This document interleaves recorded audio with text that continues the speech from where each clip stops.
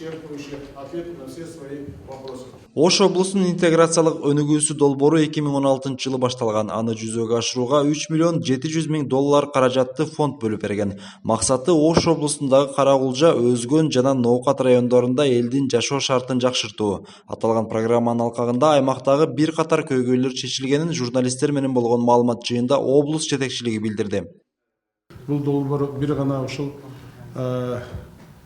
бир багытта албастан бул медицина тармагында камтыды, билим берүү тармагында камтыды, айыл чарбанында камтыды, ирригацияда камтыды. Ошол эле мезгилде мен айта турган болсом, бул долбоордун иш жүзүн ашырууда биздин жарандарыбыз дагы, биздин мигранттарыбыз дагы, биздин Кыргыз Республикасынын өкмөтү дагы чекеде калбастан, мына мисалы өкмөттүн салымы 537 миң доллар болду. Ошондой эле биздин мигранттар дагы акча каражатын кошуп, ушул долбоордун иш жүзүн ашырууга салым кошту.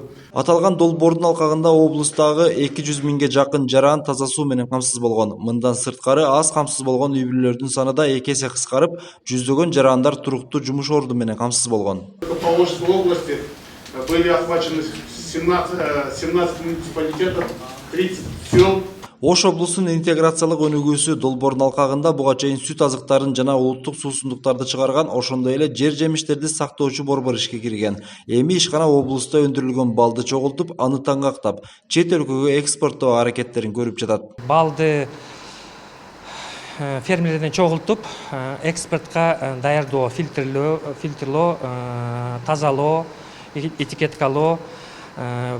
Балды көбүнчө Кытай менен араб мамлекеттерге басым кылайлы деп атабыз. Андыктан себеби биздин балыбыз дүйнөлүк сапатка жооп берет. Ош облусунун интеграциялык өнүгүүсү программасы 2019 жылдын декабрь айында жыйынтыкталды. Алдыда Бириккен Улуттар уюмунун өнүктүрүү программасынын негизинде Ош жана Баткен облусунда дагы чоң долбоорлор башталганы турат. Дагы эки жаңы проект жүрүп атат. Бул проектлер Баткен облусунда негизинен ишке ашат. Алар суу кат маселеси боюнча, анан ошо Ош шаарында дагы камтып кеткен. Бул цифровизация экинчи проектиси.